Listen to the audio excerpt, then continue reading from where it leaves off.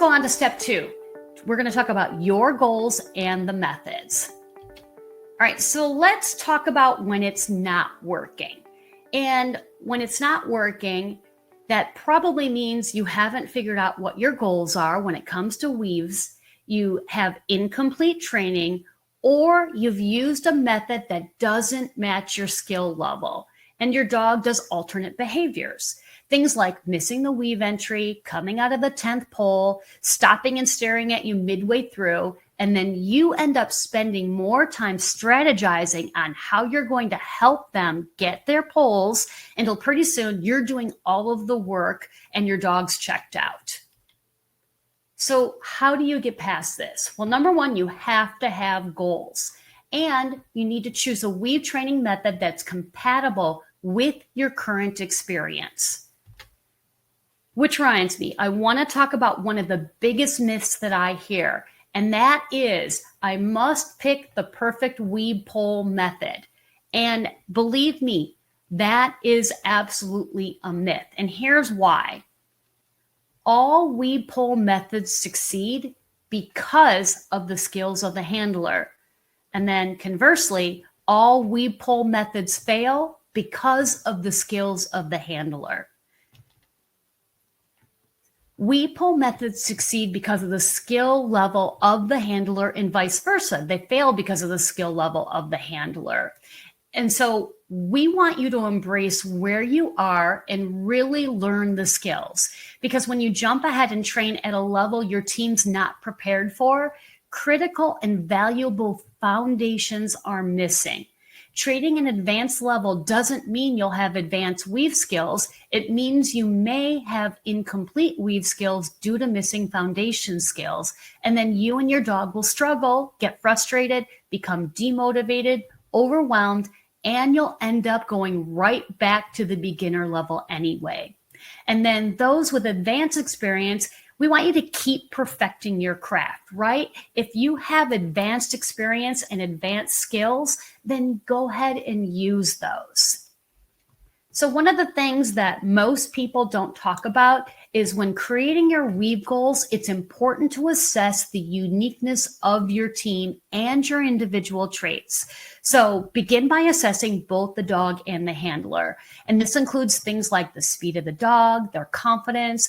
Are they what we call a Velcro dog, where they stay with you, or are they the opposite? They want to run off and visit. When it comes to the handler, you'll want to take into account your athleticism, or in my case, a lack of athleticism.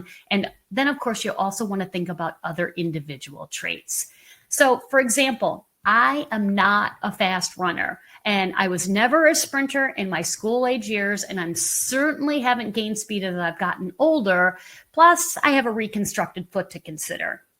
So when I'm designing my weave goals, I take these into account so that I can train my dog's skills that will complement my needs while creating success in the weaves. So for example, I need a dog who's going to weave independently. As I mentioned, I am not going to be fast. And so that means I'm not going to be there to help my dog at the entry, and I'm likely not going to be there at the exit to help them. So I need my dogs to have independent weaves.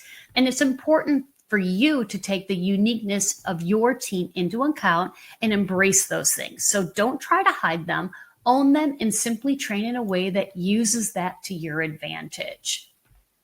All right, so here's what I want for you, right? I want you to say, these are my goals. My goal is I'm going to pick a method that values my current experience and avoid those that are beyond or below my level. And then I will train my dogs to weave in 12 weeks. And I will understand that they won't be perfect. These are two things. Number one, are there going to be mistakes at times? Yes, but you know what? That doesn't necessarily mean that there's a problem or that the wheels have fallen off the bus. We are absolutely convinced that you can actually have weave poles that are just like this, right? So I want you to imagine your dog in here, because it is absolutely possible. Let's go ahead and talk about those methods. Now, there are many, many, many methods out there. I'm just going to talk about of the most 9 common that have been around for quite a long time. And there is luring, shaping, containment, wires, weave-o-matics, 2x2 angle, channels, 2x2 straight line, and then of course, a combination thereof. Let's go ahead and talk about luring first. So luring is literally where you have a treat and your hand is right in front of the dog's nose. And what you need to know is this can create a dog and handler dependence, which means that the handler is always helping or doing for the dog. Ultimately, in competition, this is probably not the method that you want to use because it requires you to be in the perfect place at the perfect time. And quite frankly, as a handler, you have places to go. Shaping.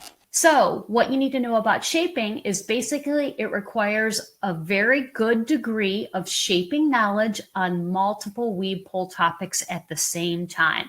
So the entry, the footwork, it can be very difficult. Can it be done? Absolutely. Is it the main method that most people know or use? They do not. As a matter of fact, luring is how we used to do weave poles, I would say about 25 years ago. Most people don't do that anymore. Shaping is not often used, although some do it. It's not one of the top ones that I would suggest. Next, let's talk about what full containment looks like. This is one example. Basically, it requires proper setup. It can interfere in a dog's natural foot movement, and it can create aversion due to the dog feeling caged in. Also, while this may help to teach the dog to weave, the next part is that you also have to fade away all of the items that you've added in. So that could potentially add time. This is a method that while it can work, it has to be very specific to the dog, their size. And then, like I said, then you've got to take all of that out by fading it slowly away. Next, there is what we call just the wire method. So there are guide wires that are actually put on straight up and down poles. And what you need to know is while it can work on its own as a semi-containment method, we've also seen great results when it's paired with an aid, paired as an aid with other weave pole methods. So the wires on their own, not too terribly bad. Sometimes it can cause confusion with the dog and the footwork as it figures it out, but the wires can really be helpful when it's paired with another method. Weave-o-matic. So what to know? Well, first of all, the weave-o-matic is actually also called V-sets, and you actually take each of the poles and move it right and left. And what you need to know is it's not appropriate for most small dogs due to the non-bending knuckle height at the base of the weave poles. If you look at the base of these weave poles, you'll see silver. That is actually a knuckle that then the weave pole bends above that. And for some dogs, especially small ones, that's not going to work so well. So while it can be used to promote footwork, that's one of the things I've seen it used for very well. It may not be for all dogs, and especially because of their physical structure. All right, the 2x2 angle method. This is basically a channel method, except each pair of poles moves individually. Where this can be confusing is handlers can struggle with understanding spacing between angled poles and when and in which way to turn those pairs of poles. Next, the channels. And in this case, we actually have the channels paired with the wires in this picture. They're easy to use and understand. It promotes independence, works with all size dogs, and easily adjusts when focused on a specific weave area. For example, you can specifically work on the entry or the exit as required. So this is one of the favorite and most popular methods. The next favorite and most popular is a 2x2 straight line method, right? These two methods are fantastic. And what to know about the 2x2 straight line? It promotes independence, works with all size dogs, and when compared to the 2x2 angle, the pole rotation and movement, this is linear and it's easier to understand. This method does require advanced knowledge in shaping and rewarding behaviors, but it is absolutely wonderful, especially for those with advanced knowledge. All right, So you could spend years sniffing out the best weave pole method for yourself. And honestly, we used to encourage each of our handlers to do research into the different methods. But here's what we found. Handlers froze in place, right? They didn't move forward because they were too afraid to make a mistake in the decision. Remember that myth that I told you about, that you had to choose the perfect method? Well, that's what we learned, is handlers froze because they were afraid of making a mistake.